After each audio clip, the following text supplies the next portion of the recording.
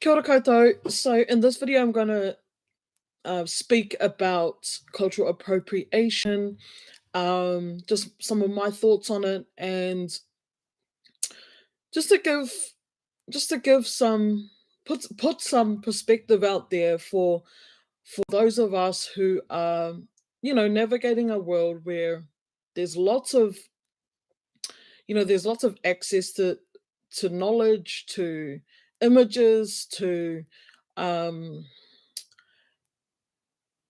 to wisdom out there, indigenous wisdom, knowledge, images out there. Um, and I really want to make this video so that my fellow, indigenous peoples or allies that, strongly understand some of the journey that, we go through as indigenous people, um, how to navigate tricky situations where things are being culturally appropriated, and how do we manage our energy when having conversations. So I'm kind of multitasking as well at the same time. So, and this is just really raw and real. I wanted to make this now while a situation has been hot off the press. I had a sister come to me. She's come to me a few times about a few different things. She's quite active in some of the, you know, more Western spiritual communities, and she is Indigenous. She is, Polynesian Maori, and yeah, we're just having a conversation. I thought to do a video about it. So, before I go any further, for those of you that have never heard me speak before, um, I I'm like, should I say it in Māori or English? So my whakapapa, my genealogy comes from, on my father's side, I come from Araura, which is otherwise known as Otataki, um, which is otherwise known as the Cook Islands, but that name is a bit meh. So my father and my ancestors come from Araura, and on my mother's side, I am Maori from Aotearoa, otherwise known as New Zealand. Um, ko Kahununu, Te Hiko Papauma, Ngāti Apukura, o ku iwi. Me Tainui hoki, and Tainui also. Waikato Tainui. So that's just a really important thing for me to do up front, is to let you know where I whakapapa to, where I come from. And on that thread, one of the things I noticed, being out online, so my mahi, I spend I'm a coach and a guide and trainer, and I have an online presence. And so I'm online quite a bit, and I understand that, this is a new way of life for a lot of people. And when I see things out there online that, the first nudge that comes is in my tinana, in my body, where I'm like, oh, something, there's a curiosity or an interest about what I'm seeing, right? And it could be the use of our reo, our language on a program or something like that, or a body of work being created by somebody using our language, our our reo. So reo in Maori is language. So the first thing that happens is there's this feeling in my body. It's like a curiosity and an interest at first about, oh, kowai ia, like, who is this kowai? Who are they? Who is this person? Because I'm seeing, because our real language in indigenous languages, as they're like doorways, and what you could see is like 4 letters of an alphabet, is a doorway, and when you see that kupu or that word, it opens up so much more. Which is why when we reclaim our reo, our languages as Indigenous people, because they were systemically removed, meaning that there were policies put in place by governments to um, separate the people from language, and that was a systemized way of severing um, our people from the sustenance of, from the doorways that opened up our thinking and opened up our wisdom and opened us up to our world. So it was like closing a door to a world that we'd lived for millennia. And so without language, those doors get shut. And now here we are in the 21st century, and we're seeing our languages being used for programs, where people make money off of, teaching programs, knowledge, wisdom to other people, and so they are for sale.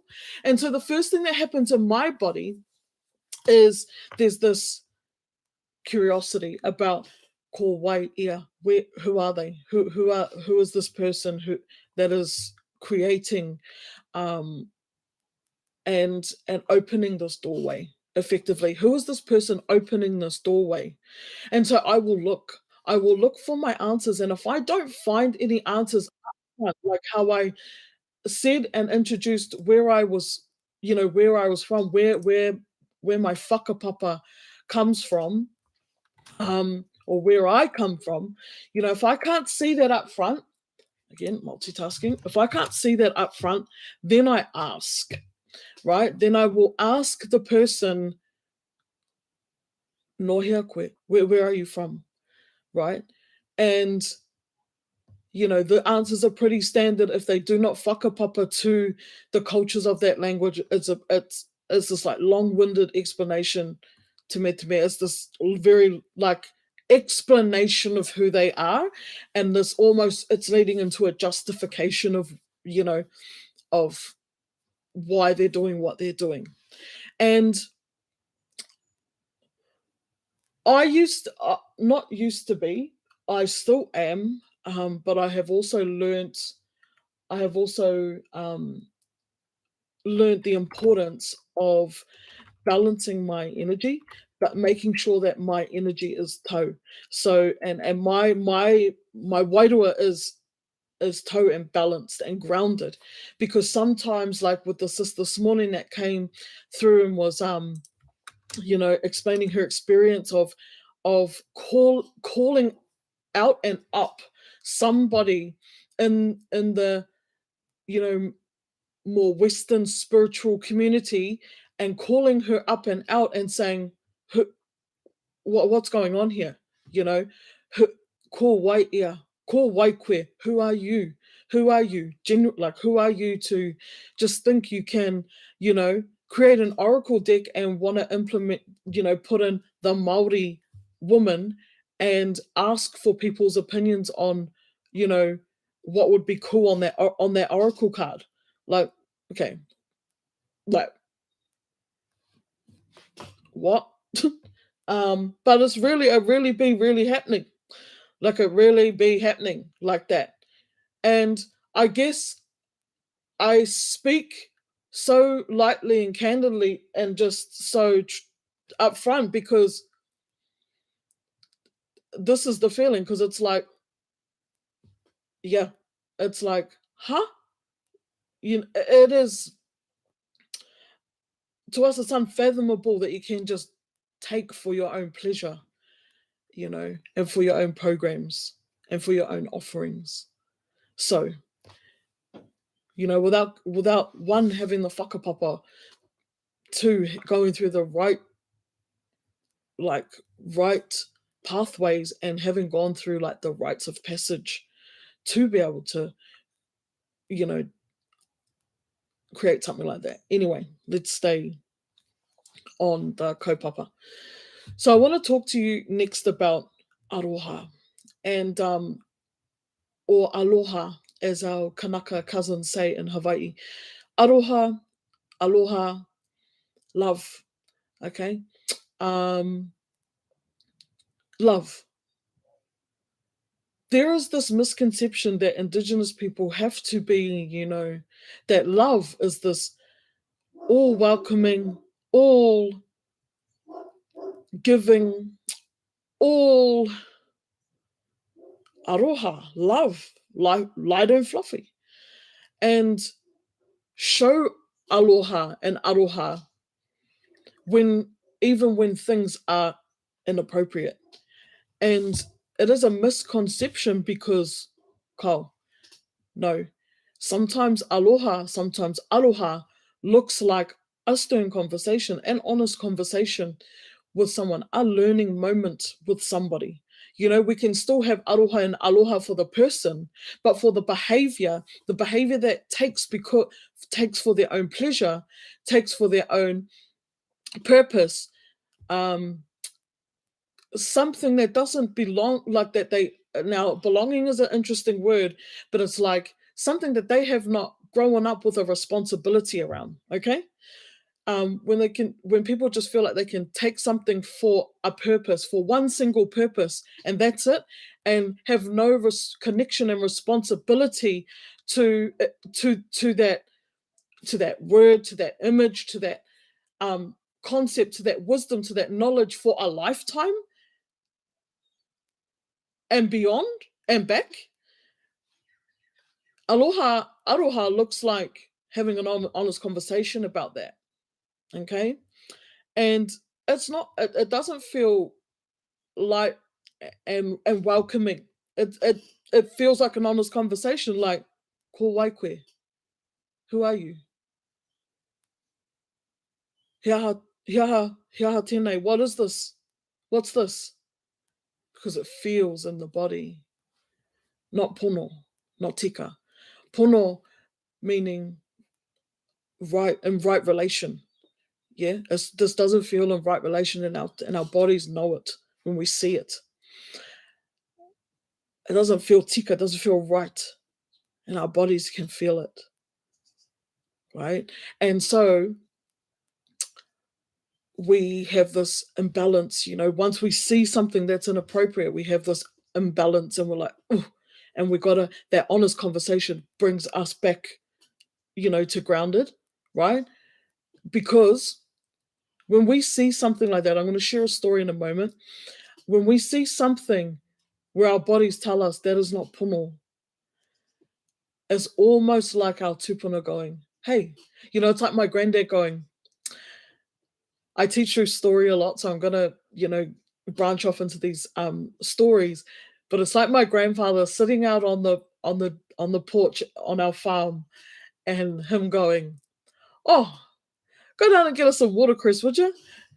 Oh, where? So our farm is on the back of Mangatautari. If you know where that is, if you don't, that's okay. It's a huge mountain range, and then our farm is just like really hilly. And I'm talking like the steep hill down into a gully, into a creek that's muddy as, and then like the steep climb back up with watercress and muddy gumboots. Oh, you know, love some watercress for lunch. Go down and get us some watercress, would you? And then all my uncles and stuff cracking up like, yeah, go. And I'm like, ah. And of course I'll go. And then like got down the bottom with my bag, and then in the creek getting the watercress, and then going straight, it's too deep, so my gumboot goes straight through, and now my gumboots are full of mud, and I still got to walk back up the hill. So oh shoot, I know when I tell stories I get a little bit lost, but it's no different to like, nah, here we go, yep, kapai, good. It's no different to that, like when we see something that is not pono, that is not on, it's like our tupuna, our ancestors going, hey, go and have a conversation, which feels like being asked to go down this hill into the, muddy stream, getting our gumboots full of mud, then having to walk all the way back up this hill. And to our tupuna, it's like, it's no big thing. Like, go and get the watercress, go and have the honest conversation.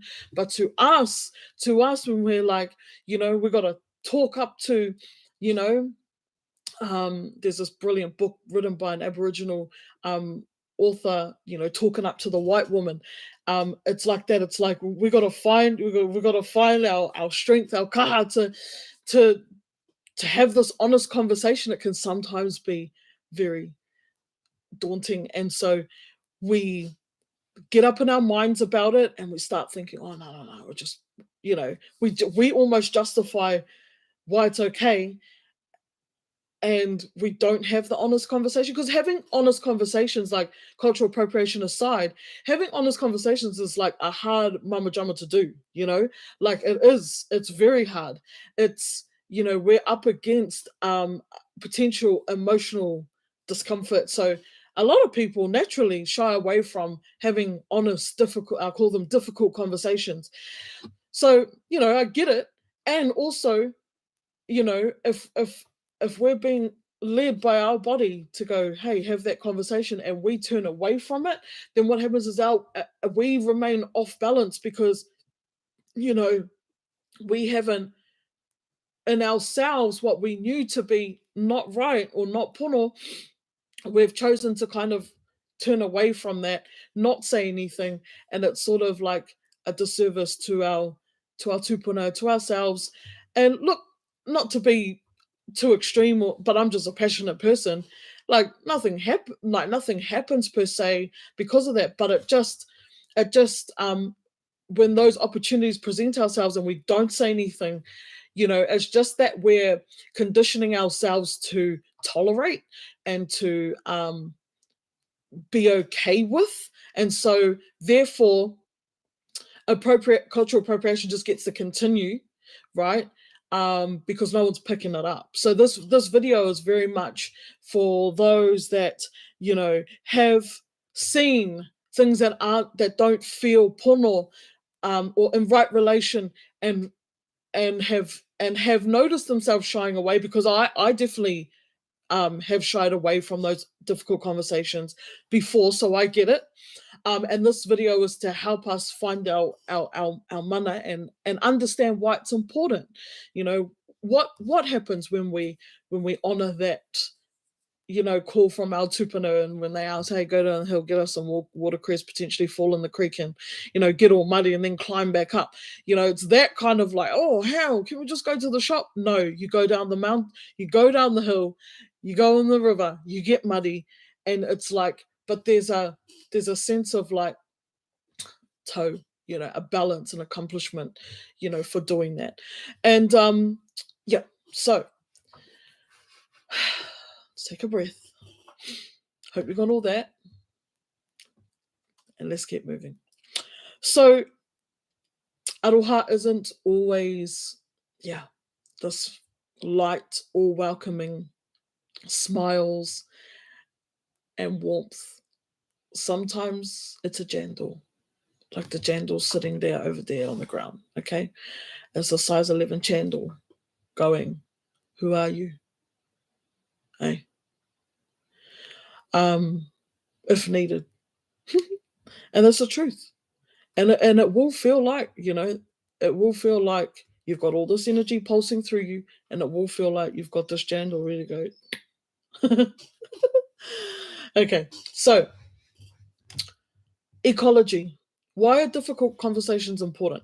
Let's talk about ecology. Ecology is good for the greater good, good for others, good for you. Good for you, good for others, good for the greater good. We can see why turning away and not saying nothing is not ecological, because if we allow cultural appropriation to go, go on, then it's not good for the greater good, because it will keep happening, and people won't either learn their lesson or become aware. Okay, so there's two pieces to this. We've got to remember that people may not be aware, and so us having the conversation, where are you from? Are you, is that right for you to be using that, taking that? Is this in right relation, what you're doing, some people might not be aware straight up. And when they do become aware, they're like, oh, you know, okay. If they can be grounded enough to be like, oh, okay, my bad. Yeah, and work with people correctly, then that's awareness built. And now some people may have already had these conversations, and so they yeah, so it's like building awareness or being held accountable, right? It's one of those two. Maybe they've already done it before and they've already been told before and they keep doing it. And so these difficult conversations um, have varying levels of difficulty, Um, yeah. So because we're coming up against um, unawareness or ignorance. Okay, that's what we're coming up against. Of first time awareness, unawareness, multiple times, or yeah, kind of repeat offender, ignorance. Because it's like now, but you keep doing it, right? So these difficult conversations call people up to understand why what they're doing is not appropriate and why it's inappropriate. It's not about just taking something that belongs to Indigenous people. It's not just about that. It's the effects. It's the effects of that. Give you an example. Um, had a guy who who I know, and I know people close to them, and he put out a program called Mana, and I seen it, and my body was like, and it didn't help that I was at the Whoopsie conference on Kurna country in um, so-called Adelaide, and so thousands and thousands of Indigenous relations at this Whoopsie conference, and I seen this post on day 2, and I knew I couldn't turn away, and I had a very difficult conversation. Okay, and working through that unawareness and that ignorance of yeah of a being, right, but still having to have that conversation, and it was tough. However, that conversation was in the best interest because I was speaking up for those that couldn't. Now, in that example, some of the reasons why it's important to speak up was because for Indigenous cultures all around the world, colonization, the starter kit, you could say, for colonization was displace, right? So move them off their land, take language, take the displace them off of their land, move them to other areas, right? Displace, disperse, pull us away from language, practices, and land. And so, if we just go for with land for with language for a moment, as I mentioned at the start of this video, language to us is doorways. Okay, and so I saw this doorway being put up on this banner for this program. Mana to me is not just a 4-letter word. I can feel mana. When I see the word mana, it opens all these different avenues and doorways. And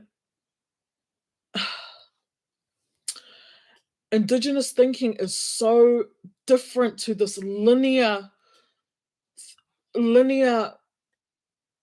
thinking. We'll go into that in a different video. So I was like, well, here's this white man that is going to put this on his program, yet my whanaunga, my relations, don't even have their reo. Some don't have their reo. Why? Because it was systemically severed from them. Okay? It was. That is just a fact.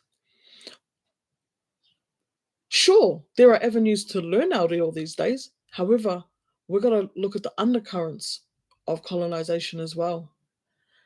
The effects on one's self-esteem to even feel worthy enough, safe, safe to learn reo. So I have all these whanaunga in mind, all these connections of of relations near and distant that don't have their reo because it was severed on purpose. There was the real prospect of death, violence if you kept your reo. So to this day, those have effects. And here's this white man putting it on his program and going to make money off it. And here's me, a wahine who's chosen the path to reclaim my mana as a wahine Māori, and I was not going to turn a blind eye to that. I was not going to turn away and not have that difficult conversation. And so I was speaking on behalf of all the people, all of my relations that are working through generations of trauma about being severed from land, practice, reo, family. Yeah? And I'm like, that's not pono. That's not tika. That is not right. Yeah? Ko wai koe. Who are you? Not Māori, not Polynesian. Remove the word mana and remove the word kahuna from your programs. Yeah? Not pono, not tika. You cannot open those doorways. Right? Why I'm, and maybe you can if you can stand to me and have, a conversation. Like if there is a reasonable explanation for this, but real recognizes real, and truth always prevails. And so that program was changed and words were removed. Okay. And that's what brought it back to toe. Not just for me. It's not like I'm some bloody hero out here in this example going, yep. No, it's for all the way the collective wairua spirit of our Indigenous people is going back to toe, is going back to balance, right? So, and I could feel and the collective for our Indigenous people, protection of what is sacred, yeah? Protection of what is sacred. So, what would I see as being an alternative way? How would that person have been able to continue, or what would have been pono? Well, maybe if there was someone of Polynesian descent, Maori descent, in collaboration with that program, then yeah, okay, because they have the whakapapa to open those doorways. Maybe then, or if that person themselves obviously had the whakapapa and just it wasn't visible, but they didn't, and there was no one in collaboration, right? It was just a white man putting mana and kahuna inside of this program, because they wanted to, because they thought, well, he was doing us a favor, yeah, saviorism. And it was like, no, nothing you can say is going to make this pono except for take it down. And they did, which is kapai. That's good. Now we're in right relation. You go about your business and use things that you can understand. Use things that aren't going to cause harm to others. Yeah. So yes. The last point I want to end on is I want to showcase two things. Let me get the exact year.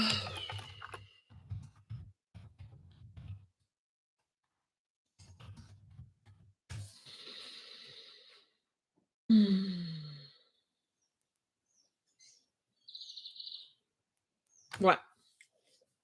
Number one, In 1907, in Aotearoa, there was what was called the Suppression Act, Tohunga Suppression Act. This was an act by the New Zealand government to replace our tohunga. Tohunga are our medicine people, our healers, with Western medicine. So Tohunga Suppression Act was they suppressed their knowledge and their ability to practice as tohunga, and only Western medicine was allowed for healing. That was in place until 1970, I think. It's been lifted now. But that's nearly 100 years, a generation where knowledge is lost. Yeah, but that was on purpose. So that's why that's why it's important. It's like, that's why you can't just come along and take what you want. And people like me and people like you, watching this, we're going to have aroha and ecology for the greater good for others and for ourselves, and have honest conversations, because that's aroha. Calling a person up into integrity is good for them because they learn. Okay? It may not be good for them in the moment. They may be triggered. They may want to, yell back at you. They may want to justify, but it is good for them, right? In the long run, it is good for them because they won't take something that doesn't belong to them. They won't cause further harm. So they may not like that difficult conversation in the moment, but they're gonna like it in the long term. Okay? Maybe. So Tohunga Suppression Act is just one example of the severing of our language, our wisdom, and then people just thinking they can, play around with it for a purpose or a program. No.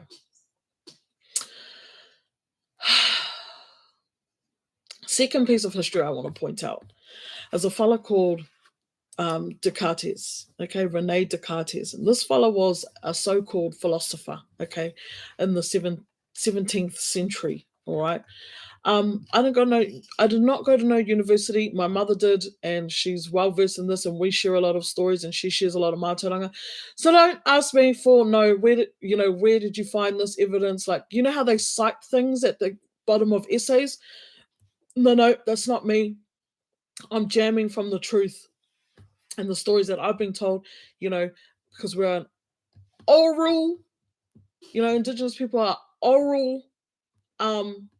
We share our wisdom and our mātauranga orally, okay? So I don't have a book or a page or a source that I can quote for everything I say. But you can Google a lot of this, or you can talk to a lot of it. I'm a patterns kind of girl. When 15 different women or people, tell the stories of how their nannies and their koro o karaua were beaten at school for speaking Māori, that's a pattern, that is truth. When many different people and universities and, are telling the story about how, Tohunga Suppression Act affected them, about the studies of this fellow Ducartes and what effects this history had on Indigenous people. When these are all told and there's patterns in that's truth to me. I'm a patterns kind of girl, right? So anyway, let's jump into it. In the 17th century, this he was known as a French philosopher, Ducartes. What he was well known for is one of his philosophies of segregating the mind and the body. That the mind is different to the body, and the mind and the body are different to environment. They're all separate.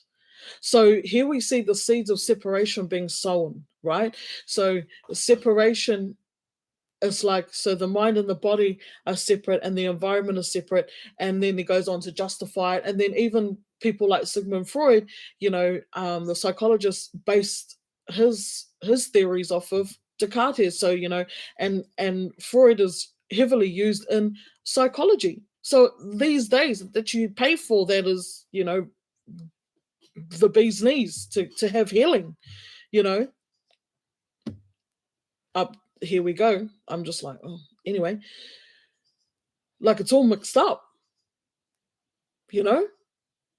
So what Ducartes did with this, what occurred from here was this this separation of mind and body and environment, saying that the mind is separate to the body, then was grounds to justify that there are certain people that are mind people and certain people that are body people. So the white people are more logical and rational, and they are the mind people, you know.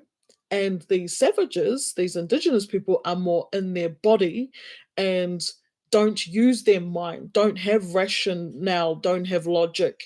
Um, they are not mind people, and that was the justification and the beginnings of colonization. The justification that these body beings are less than these mind beings. These mind beings are more superior, right? Because the body is just running around with no clothes on, you know, that like it's less than. That was the argument. And so from there, that was the original justification of like why they can start doing what they did to indigenous people all over the world.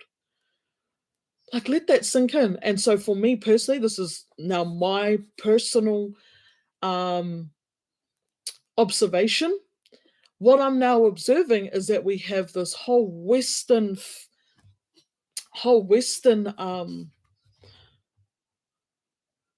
focus on embodiment and being in the body,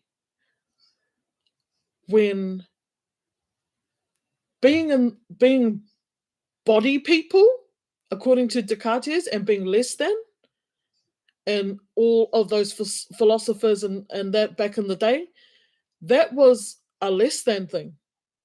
And so our tupuna died for that. Yeah, died for being who died for that. And now in the 21st century, it's cool to be embodied, you know? It's like, oh, all right then. It's like nowadays people get the luxury of just, you know, not having all of that fear and all of that trauma that lives in, because Indigenous people we didn't have, that was not our philosophy.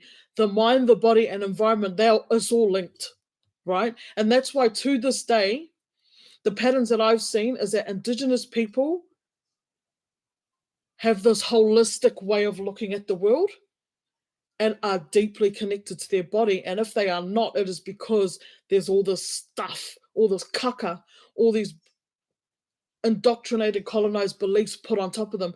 A lot of my mahi is to help them move that out of the way, remove unnatural ways of thinking, and returning back to natural, returning back to their nature, which is sharpen their mind, sharpen their body, and connected to their environment. And it's not saying that our tangata tiriti, our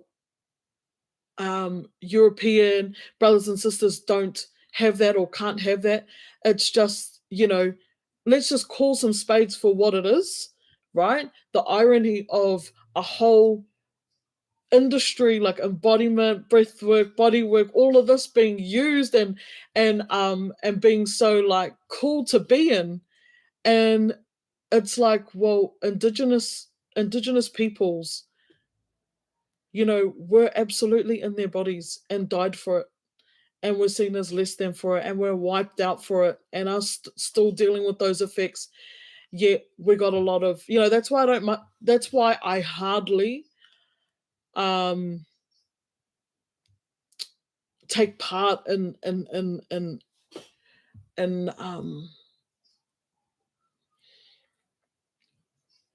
I hardly take part or takes,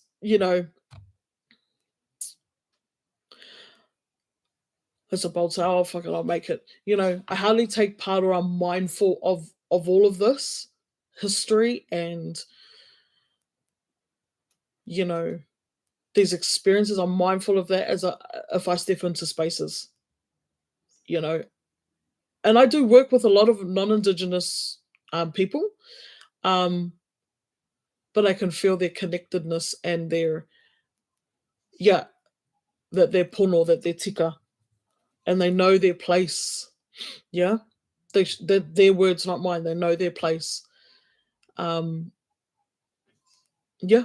So this is a good video. Lots to think about.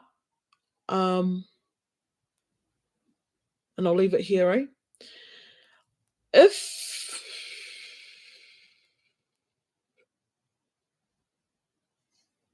if you have questions, the easiest way is to probably leave them down below. I don't always, I'm not religiously checking the comments, but I do sometimes. And again, to wrap up, this video was more to support people who have been hearing that call to have difficult conversations, and are wondering how to keep their energy balanced when doing so. And I think a lot of it, just when I'm looking back on this video, a lot of it just comes down to knowing that aroha, doing the right thing, aloha, ecology, and another word is kuleana, which is responsibility uh, in Hawaiian. All of that is difficult conversation sometimes, you know, especially in this context. Um, yeah. So yeah, look, find me if you need to find me. Or leave a comment below if you have questions. Ka pai. Ka kite.